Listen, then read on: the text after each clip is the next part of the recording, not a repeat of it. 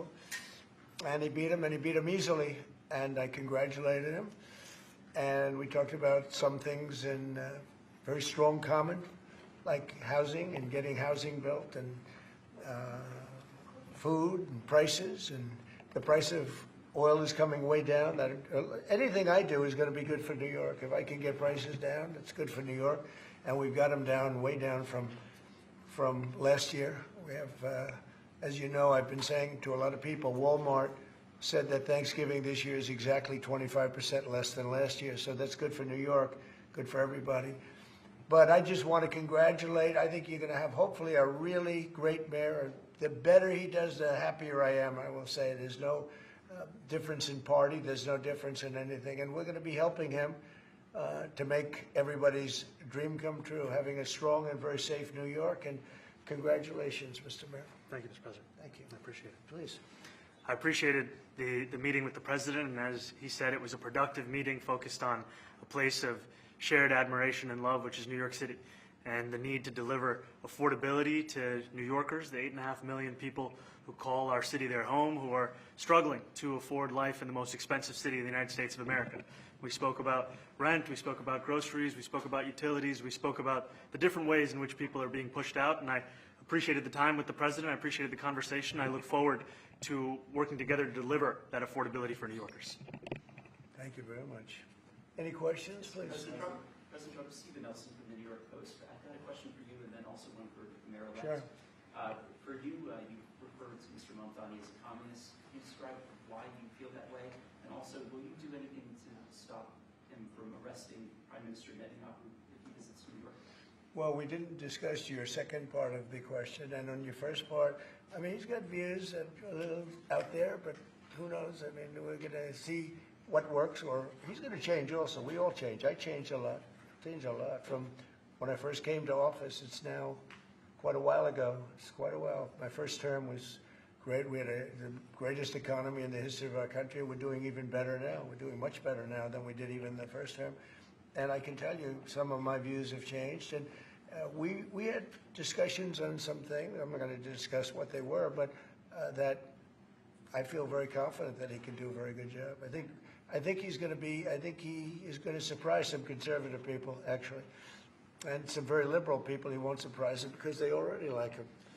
And Mr. Mamdani, it sounds like you had a productive discussion, but just days ago you referred to President Trump as a despot who betrayed the country. You said you'd be his worst nightmare and accused him of having a fascist agenda.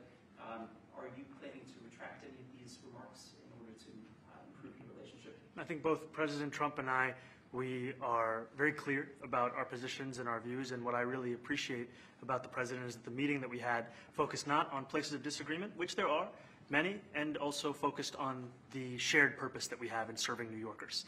And frankly, that is something that could transform the lives of the 8.5 million people who are currently struggling under a cost of living crisis, with 1 in 4 living in poverty.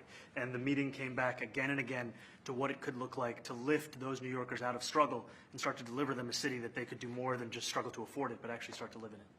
And I've been called much worse than a despot, so it's not that insulting. Maybe I think he'll change his mind after we get to working together. Yes, please. Mr. President, Anthony Mashhad from MTV Lebanon. Good. I would like to ask you a question about the Middle East regarding Sure. you said that Hezbollah in Lebanon is not in a good position. And Lebanon now is the final unresolved after Gaza and Syria. Given your assessment, like, what do you say for the Lebanese today? It's the independent state in Lebanon. And what is your next move to push toward disarmament? Sure. Well, we are pushing for total disarmament of Hamas and, frankly, everybody else. And we actually have peace in the Middle East. As you know, the King of Saudi Arabia just left yesterday. We had some great meetings, and he's made a contribution toward the United States of more than $1 trillion. We have now over $20 trillion coming in. No country has ever had anything like that, not even close.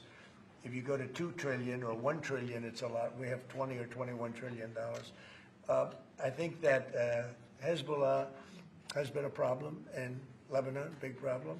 We're working with Lebanon. We're working with everybody in the Middle East. That's another thing I think we have in common. We want to see peace in the Middle East, and we actually have now, for the first time, peace in the Middle East after 3,000 years.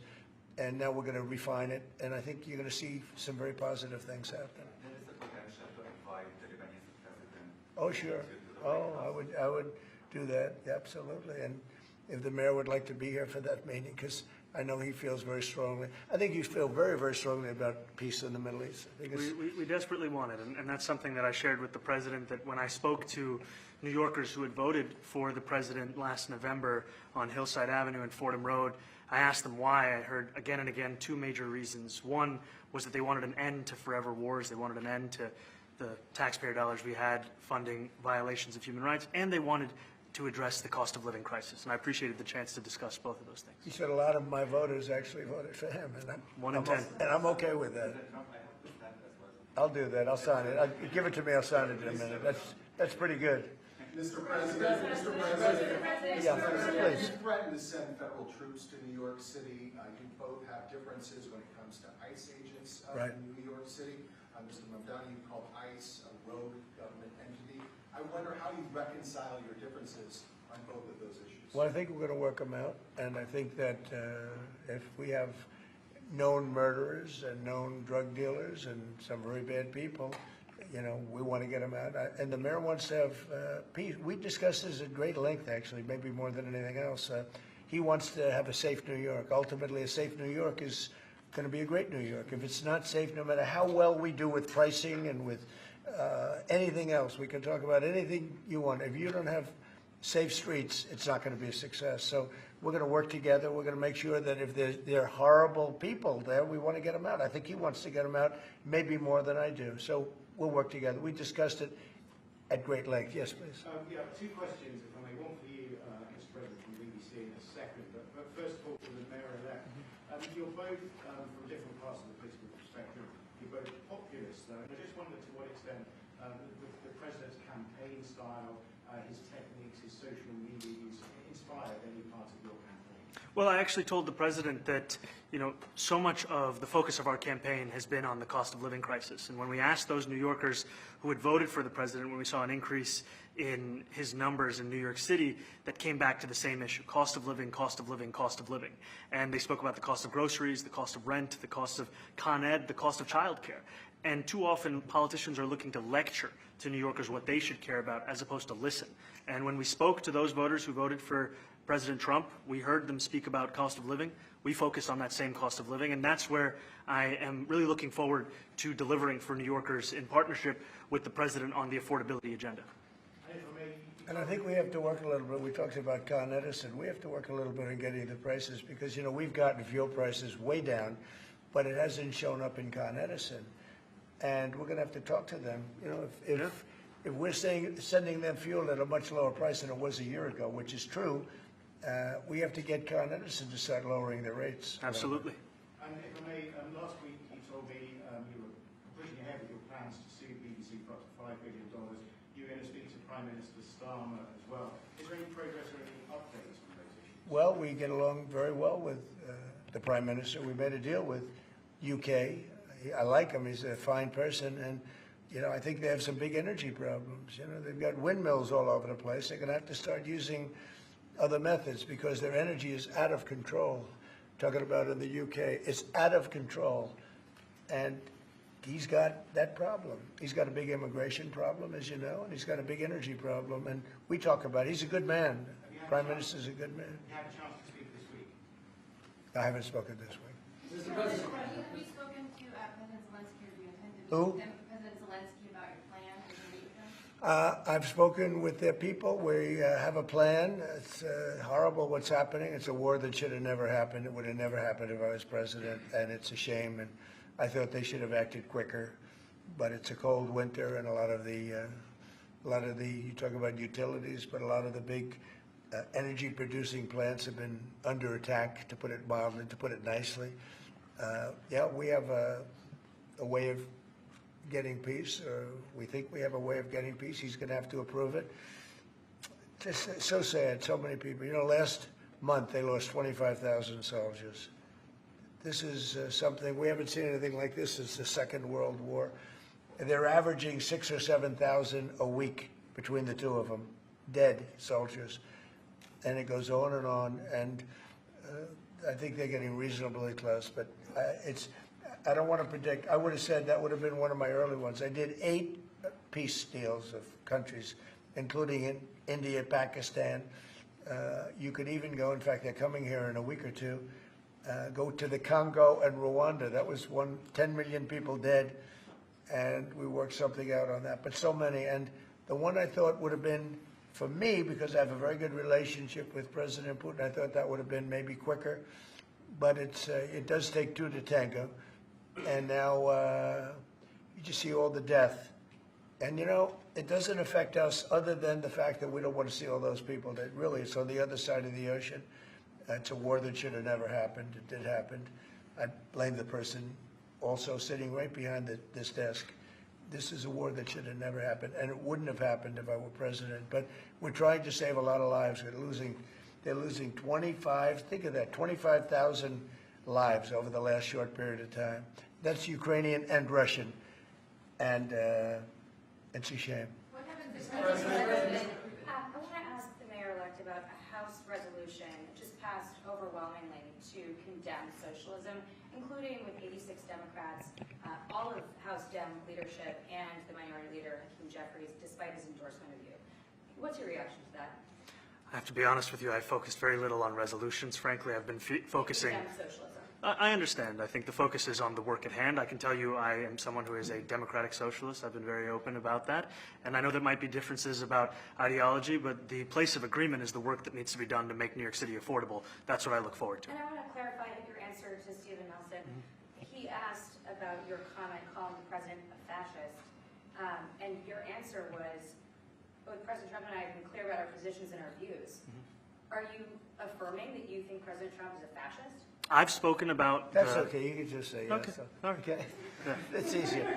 Yes. It's easier than explaining it. I don't mind. And Mr. President, I wanted to ask you also about this Ukraine plan. Yeah. President Zelensky said today that his country would risk either giving up a partner or giving up its dignity. There's been criticism that this deal... You mean he doesn't like it? It's unclear. He was sort of Well, tenuous. he'll have to like it, and if he doesn't like it, then, they should just keep fighting, I guess, The suggestion that he made, though, was that if he doesn't accept it, that the U.S. would pull back its support for Ukraine. Is that Well, at some accurate? point, he's going to have to accept something, He hasn't accepted. You remember right in the Oval Office, not so long ago, I said, you don't have the cards. Don't forget, I inherited this war. This war never would have happened. I inherited this war. And I thought he should have made a deal a year ago, 2 years ago. The ultimate deal would have been if it never started. That would have been the good deal. That could have been done too if you had the right president, but you didn't have the right president. Mr. President, Mr. President, cost of living is something that you and Mr. Mamdani seem to agree on. Right. Democrats have run New York City for a long time, Mr. Mamdani. Do you see Democrat policy specifically as being a problem? And I'd like that to be a question that both of you could answer in New York City. Look, I think that there are many things in our city where we have to own the responsibility of it, things that existed long before the president was the president. And those are also part of the message of our campaign, was to take on a broken politics of the past. And I ran against a number of candidates who represented different versions of that past. And what we found time and again is that working people were left behind in the politics of our city. And what we're looking to do is put those people right back at the heart of our politics so that we don't have a situation where we're in the wealthiest city in the history of the world, and yet 1 in 5 can't even afford $2.90 for a Metro card. Mr. Mamdani, We had some interesting conversation, and some of his ideas really are the same ideas that I have. But a big thing on cost, the new word is affordability. Another word is just groceries. It's sort of an old-fashioned word, but it's very accurate. And they're coming down high. They were, we had, both of us, we had the highest inflation in the history of our country the last 4 years under the Biden administration. And we've got inflation down now to a normal number. It's going to go even a little bit lower than that. Katie, do you have something in a bit? Mr. President, thank you so much. Mr. Mamdani often talks about New York City being covered by international law, that they will follow international law. Doesn't often talk about the U.S. Constitution. What is your response to that? Well, I don't know what you're referring to in terms of it could be covered by international law, local law. It's covered by a lot of laws. And, but it's covered by U.S. law. Are you referring to anything in particular? He just says that they're a city that endorses and enforces international law. Is that at odds with? No, I don't know. Would you want to, do you want to respond? Yeah, I think what I've shared with the president is our desire to not only follow the laws of our own city, laws that protect New Yorkers, but also a desire for consistency in our politics across the board. And that's something that we've talked about and something that I know many New Yorkers want. We work with ICE. We work with ICE. We discussed ICE and New York City, and I spoke about how the laws that we have in New York City allow for New York City government to speak to the federal administration for about 170 serious crimes.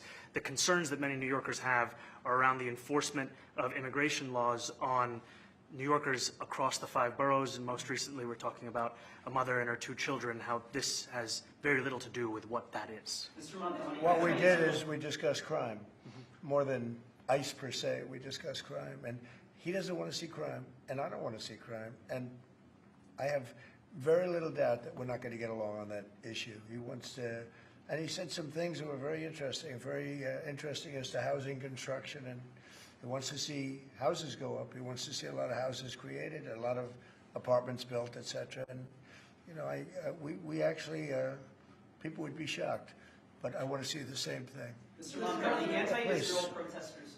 Jack? Mr. President, I wanted to know, one of the policies as well that Mayor-elect Mamdani talked a number of times about on the campaign was shifting the tax burden for property taxes from what he called minority communities to white-based communities and putting more taxes on white people. I also noticed that in your acceptance speech you didn't mention anything about America or Christians or white people in general, and so I didn't know if that was one of the policies that you guys had spoken about. We focused on affordability. We focused on the cost of living crisis. What I will say is that I am very much interested in property tax reform, because what we see right now in New York City is a system that is so inequitable that it can't even stand up in court.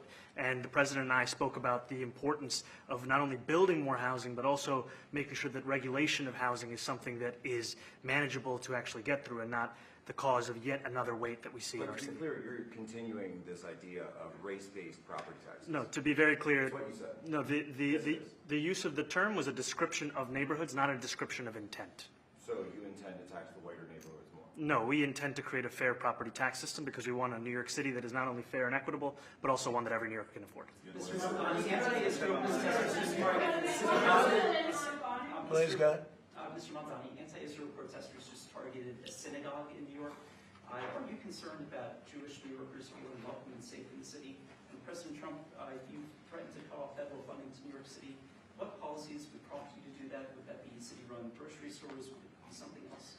Well, I think if we didn't get along, whether it's cut off or just make it a little bit difficult or not give as much, we want to see, I use the term, we don't want good money going after bad, and we don't want that to happen. I don't think that's going to happen. I did say that, you know, subject to what policies are being set. We had a meeting today that actually surprised me. He wants to see no crime. He wants to see housing being built. He wants to see rents coming down, all things that I agree with. Now, we may disagree how we get there. The rent coming down, I think one of the things I really gleaned very much today, he'd like to see him come down, ideally, by building a lot of additional housing. Yeah. That's the ultimate way. He agrees with that, and so do I. But if I read the newspapers and the stories, I don't hear that. But I heard him say it today, and I think that's a very positive step. No, I don't expect. I expect to be helping him, not hurting him. A big help, because I want New York City to be great. Look, I love New York City. It's where I come from. I spent a lot of years there. Now I'm right here. We took a big setback with the mayor that we had, Dave de Blasio. I thought it was a tremendous setback for the city. I think this mayor can do some things that are going to be really great. Mr. President, Mr. President. Okay, how about you? Go ahead, Thank you, Mr. please. President. You're a billionaire. You have a different address nowadays than you used to, but you used to call New York City home. Would you feel comfortable living in New York City under a Mamdani administration? Yeah, I would. I really would, especially after the meeting. Absolutely. What makes you comfortable? We agree on a lot more than I would have thought. I think I want him to do a great job, and we'll help him do a great job. You know, he may have different views, but in many ways, you know, we were discussing when Bernie Sanders was out of the race, I picked up a lot of his votes, and people had no idea because he was strong on not getting ripped off in trade and lots of the things that I've practiced and been very successful on. Tariffs, a lot of things. Bernie Sanders and I agreed on much more than people thought. And when he was put out of the race, I think quite unfairly, if you want to know the truth, many of the Bernie Sanders voters voted for me. And I felt very comfortable, frankly, in seeing that and saying that. And, you know, it just turned out to be a statistical truth. But no, I feel very comfortable. I would feel very, very comfortable being in New York, and I think much more so after the meeting. Yes, please. Thank you, Mr. President. I have a question for you, but a very quick one for Please. the mayor. Why did you fly here? Aren't trains greener? I will use every form of transit, and I want to make sure that they're all affordable in New York City, and that's why making buses fast and free is a centerpiece of our campaign. Did you? There is a bus that goes. Well, but I know, but it'd be fluid. That's a lot quicker too. You know, I mean, he's working very hard. For him to be, that's a very long drive. I'll stick up for you. You know, the plane takes you 30 minutes, and driving takes you a And long Mr. time. President, I was wondering if you could clear up some confusion around a Washington Post report. There was this explosive report that the Coast Guard is no longer going to characterize swastikas and nooses as hate symbols. DHS called that a lie and fake news. Can you clear up? I don't know anything about it. When was this written? I think yesterday. Well, look, the Coast Guard's an incredible group of people. I know them very well. We just ordered a lot of new Coast Guard cutters, beautiful, the most magnificent ship. They look like yachts with lots of guns on them. So I don't know, I haven't seen any report like that, but certainly we want them to remain a great force, and they are. Mr. President, and you did a piece in all the 9 months around the world. I would like to ask Mr. Mamdani, you've accused the U.S. government of committing genocide in Gaza while President Trump was working on peace. Why that? I've spoken about the Israeli government committing genocide, and I've spoken about our government funding it. And I shared with the president in our meeting about the concern that many New Yorkers have of wanting their tax dollars to go towards the benefit of New Yorkers and their ability to afford basic dignity. And what we see right now is we're in the 9th consecutive year of more than 100,000 school children being homeless in our city. And there's a desperate need not only for the following of human rights, but also the following through on the promises we've made New Yorkers. And I appreciated the meeting we had and the work that we can do. Do you agree that President Trump did do a peace and worked hard to make the peace? Because he worked hard to do the peace in the Middle East and everywhere. Do you agree with that? I appreciate all efforts towards peace, and I shared with President Trump that when I spoke to Trump voters on Hillside Avenue, including one of whom was a pharmacist that spoke about how President Trump's father actually went to that pharmacy not too far from Jamaica Estates, that people were tired of seeing our tax dollars fund endless wars. And I also believe that we have to follow through on the international human rights, and I know that still today those are being violated, and that continues to be work that has to be done no matter where we're speaking of.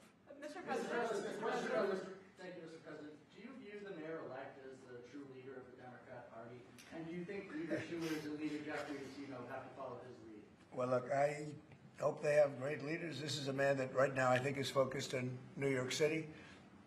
I really think he has a chance to do a great job. We're going to help him, but I really think he has a chance to do a great job. But I'll let you answer that. You consider yourself the leader of the Democrats. I think it's more appropriate for him. I consider myself the next mayor of New York City, and I keep my horizons firmly on New York City, and I appreciate the meeting with the president, which focused again on the 5 boroughs and whether New Yorkers could afford to live there. By the way, being the mayor of New York City is a big deal. Absolutely. I always said, one of the things I would love to be someday is the mayor of New York City. Being the mayor of New York, and especially now, because I think you're at really a turning point, one way or the other. It could go great, or it can go in a different direction. And I think you really have a chance to make it great. I appreciate what you're saying. Mr. President, you say you love New York City. Mr. Mamdani, does New York City love President Trump?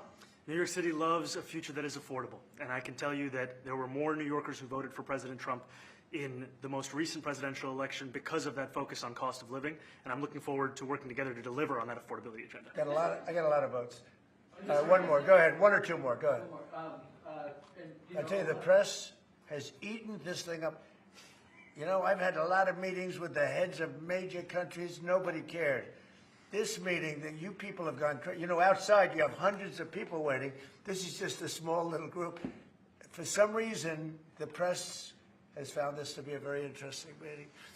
the biggest people in the world, they come over from countries nobody cares. But they did care about this meeting, and it was a great meeting. Go ahead. Yeah, Mr. President, I was going to ask you exactly that. Why do you think there's so much more, so much excitement around this than in some form? Because I think he's different. All right, I think he's different, and that can be in a very positive way. But I think he's different than, your typical guy runs, wins, becomes mayor maybe, and nothing exciting. Because he has a chance to really do something great for New York. New York is at a very critical point, and he does need the help of the federal government to really succeed. And we're going to be helping him, but he's different than your average candidate. He came out of nowhere. I said he has a great campaign manager standing over there. He came out of nowhere. Would you start off at 1 or 2? And then I watched. I said, who is this guy? He was at 1, then he was at 3, then he was at 5, then he was at 9. Then he went up to 17. I said, that's getting a little bit interesting, right? And then all of a sudden he wins a primary that nobody expected he was going to win. It's a great tribute. I mean, it's an amazing thing that he did. And I'll just add one thing to what the president said. Is one thing I also appreciated is in our meeting to appreciate a portrait of FDR and the incredible work that was done with the New Deal, and also in thinking about what it can look like when the federal government and New York City government work together to deliver on affordability. It can be transformative. We have a great portrait of FDR that I found in the vaults that was missing for years. I found it, and I put it up. He's a Democrat, to the best of my knowledge. He's a Democrat. And when the mayor saw that portrait, he said, "Sir, do you mind if I have a picture taken by that portrait?" It's an amazing portrait. I hope the picture comes out good. But it's an amazing portrait in the cabinet room. So he's a big fan of the New Deal, I guess, and of FDR. Yes, ma'am. Thank you, Mr. President. You said that you both spoke about crime. Yeah. There are many police officers set to come off the rolls at the end of this year in New York City. Are you going to allow those police to be replaced with police officers, actual cops? And are you going to require that happens? Would there be some consequences? Well, I hope it happens, but again, that's going to be ultimately the mayor's decision. What's your answer? Is that I look forward to delivering public safety with the NYPD, and I've said over the course of our campaign that we have the number of police officers today. They are the ones that's budgeted about 35,000 headcount. And I think the key thing is that we have to make it easier for police to focus on police work, not ask them to respond to 200,000 mental health calls a year. So is that a reduction from what you're at right now? Or are you committing to maintaining the same level of cops? I've committed over the course of the campaign to maintain the 35,000. That's the headcount that we had through the campaign. And not replace them with caseworkers, social work? No, I've said that's the headcount that we want. What we need to do is make sure they can focus on serious crime. And he just retained a great police commissioner, I believe, right? Yes, we did, Commissioner Fish. If the newspapers are correct. That one they're correct about. He retained, I think, somebody that is she's a good friend of some of the people in my family, of Ivanka, and they say she's really good, really competent, and he just retained her, so that's a good sign. Are there still topics that you see the two disagreeing on in the future, and do you think you'll have more meetings like this? There will be topics that we disagree on. I think we'll probably come to a conclusion, and ultimately, he'll convince me, or I'll convince him. It's for the good of New York. Ultimately, it's for the good of New York. I don't care about affiliations or parties or anything else. I want to see if this city could be unbelievable. If he could be a spectacular success, I'd be very happy. Do you think you guys will meet more in the future, too? Excuse me? Do you think you'll meet again in the future, throughout the initial? I think we will. Yeah. I think we will. I hope we do. I enjoyed the meeting. We had a great meeting. Please. Mr. President, Republican Elise Stefanik has campaigned multiple times by calling Zohran Mamdani a jihadist. Do you think you're standing next to a jihadist right now in the Oval Office? No, I don't. But she's out there campaigning, and you say things sometimes in a campaign. Isn't that sort of She's a very capable person, isn't but that a kind of label? you really have to ask her about that. But I don't particularly. I think I met with a man who's a very rational person. I met with a man who really wants to see New York be great again. And I can say again, because New York was great. When I came down to Washington initially, the city was so hot. It was doing great. We were having some telltale signs of problems. We had a mayor that was not doing a great job, but still, it was moving along. And it went bad. It really went, pretty bad. And he can I think it's been at lower points, but it went pretty bad. I think he can bring it back. Now, the question is, will he bring it back all the way? Will he bring it back greater than ever before, which is, I guarantee, that's his wish. I think he wants to make it greater than ever before. And if he can, we'll be out there cheering. I'll be cheering for him. Okay? Thank you very much, everybody. You chose not to answer the question about the city hall. Thank you very much. Oh, no, I care very deeply about Jewish safety, and I look forward to rooting out anti-Semitism across the 5 boroughs and protecting Jewish New Yorkers and every New Yorker who calls the City Hall. Very well. Thank you very much.